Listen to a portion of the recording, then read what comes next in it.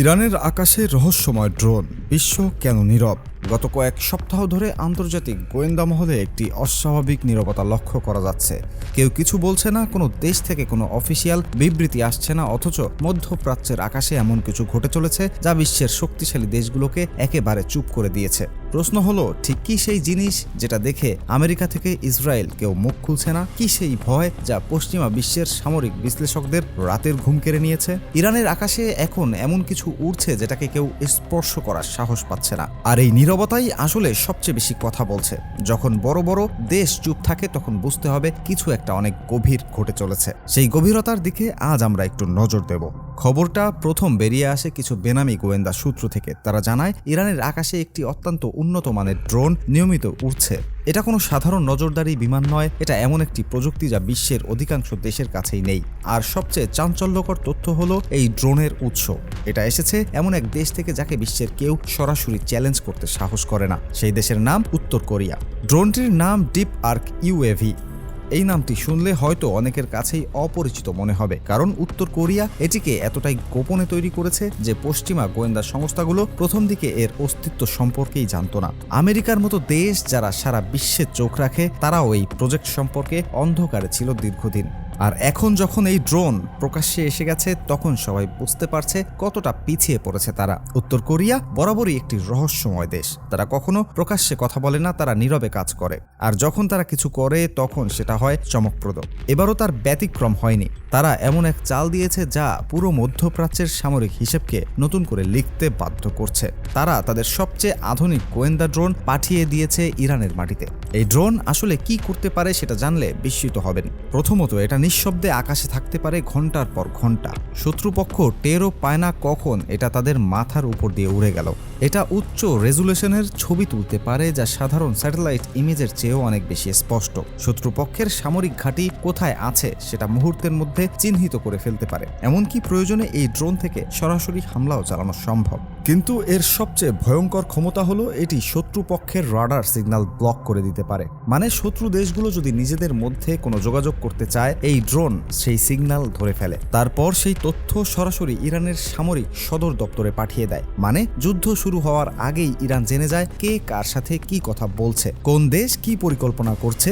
এই ধরনের সক্ষমতা খুব কম দেশেরই আছে। আর এখন সেই সক্ষমতা ইরানের হাতে চলে এসেছে উত্তর কোরিয়ার সৌজন্যে। প্রযুক্তিগত দিক থেকে এই ড্রোন আরও কিছু অবিশ্বাস্য কাজ করতে পারে। সাধারণত বেশিরভাগ ড্রোন জিপিএস সিগন্যালের উপর নির্ভর করে চলে, কিন্তু ডিপ আর্ক সেই সীমাবদ্ধতা পেরিয়ে গেছে। যদি কোথাও জিপিএস সিগন্যাল ব্লক করে দেওয়া হয়, তবুও এই ড্রোন নিজে নিজেই তার মিশন সম্পন্ন করতে পারে।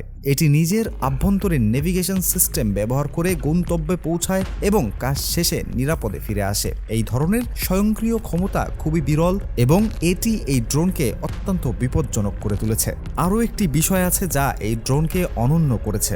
এটি মাটির নিচে থাকা বস্তুও শনাক্ত করতে পারে। ভাবা যায় কথাটা? শত্রুপক্ষ যদি মাটির নিচে গোপনে কোনো অস্ত্রাগার তৈরি করে, সেটাও এই ড্রোনের চোখ এড়াতে পারে না। এটি ভূগর্ভস্থ কম্পন এবং বৈদ্যুতিক সংকেত ধরে ফেলে মাটির নিচে কি আছে সেটা বুঝে যায়। এই ধরনের প্রযুক্তি সাধারণত শুধুমাত্র কয়েকটি উন্নত দেশের কাছেই আছে।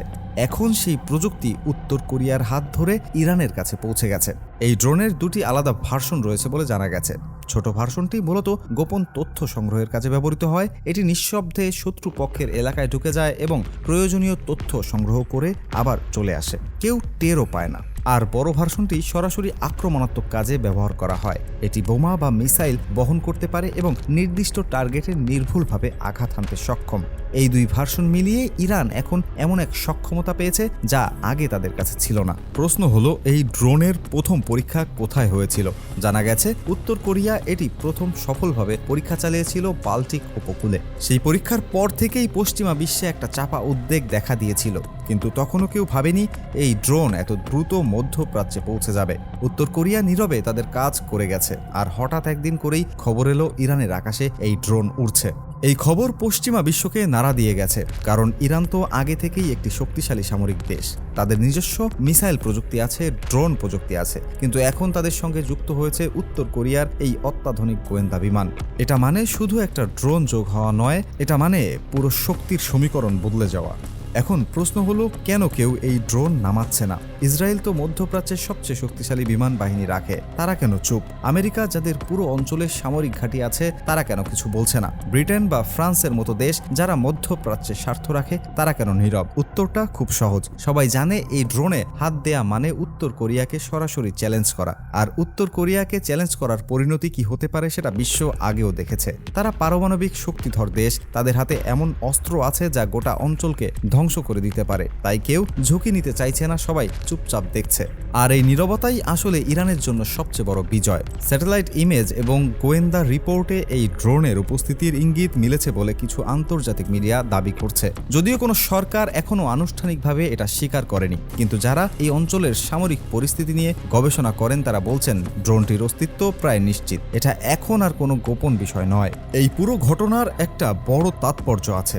ইরান এতদিন মধ্যপ্রাচ্যে একা লড়াই করেছিল, আমেরিকা এবং তার মিত্ররা একদিকে, ইরান অন্যদিকে। কিন্তু এখন সেই সমীকরণ বদলে যাচ্ছে।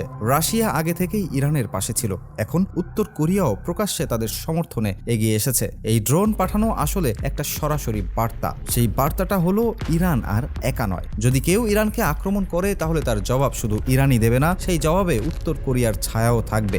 এই বাস্তবতা এখন সবার কাছে পরিষ্কার হয়ে গেছে, আর এই কারণেই পশ্চিমা বিশ্ব এত চিন্তিত। তারা বুঝতে পারছে মধ্যপ্রাচ্যে তাদের আধিপত্য এখন আর আগের মতো নেই। নতুন খেলোয়াড়রা মাঠে নেমে এসেছে, আর তাদের হাতে কার্ড অনেক শক্তিশালী। এই ড্রোন আসলে শুধু একটি মেশিন নয়, এটি একটি প্রতীক। উত্তর কোরিয়া এবং ইরানের মধ্যে সম্পর্কের প্রতীক, পশ্চিমা আধিপত্যের বিরুদ্ধে প্রতিরোধের প্রতীক। এই প্রতীক এখন ইরানের আকাশে উঠছে দিনের পর দিন, আর বিশ্ব তাকিয়ে দেখছে অসহায়ের মতো। বিশ্লেষকরা বলছেন এই ড্রোনের কারণে মধ্যপ্রাচ্যে যুদ্ধের সম্ভাবনা কমতে পারে, আবার বাড়তেও পারে। কমতে পারে এই কারণে যে পশ্চিমা দেশগুলো এখন ইরানকে আক্রমণ করতে দুবার ভাববে। বাড়তে পারে এই কারণে যে ইরান এখন আগের থেকে অনেক বেশি শক্তিশালী ও আত্মবিশ্বাসী হয়ে উঠেছে। এই আত্মবিশ্বাস তাদের আরও আক্রমণাত্মক করে তুলতে পারে। যেভাবেই হোক, একটা বিষয় পরিষ্কার, ইরানের আকাশ এখন আগের চেয়ে অনেক বেশি সুরক্ষিত। শুধু নিজেদের অস্ত্রের কারণে নয়, রাশিয়া এবং উত্তর কোরিয়ার প্রযুক্তিগত সহায়তার কারণেও। এই তিন দেশ মিলে যে জোট তৈরি হচ্ছে সেটা পশ্চিমা বিশ্বের জন্য মাথা ব্যথার কারণ হয়ে দাঁড়িয়েছে। আগামী দিনগুলোতে এই পরিস্থিতি কোন দিকে মোড় নেয় সেটা দেখার বিষয়। কিন্তু এই মুহূর্তে একটা কথা নিশ্চিতভাবে বলা যায়, ইরানের আকাশে যে রহস্যময় ড্রোন উঠছে সেটা বিশ্ব রাজনীতির হিসাব নিকাশ বদলে দিয়েছে। আর এই বদলে যাওয়া হিসাবের সাথে খাপ খাওয়াতে পশ্চিমা বিশ্বকে এখন অনেক কাঠখড় পোড়াতে হবে।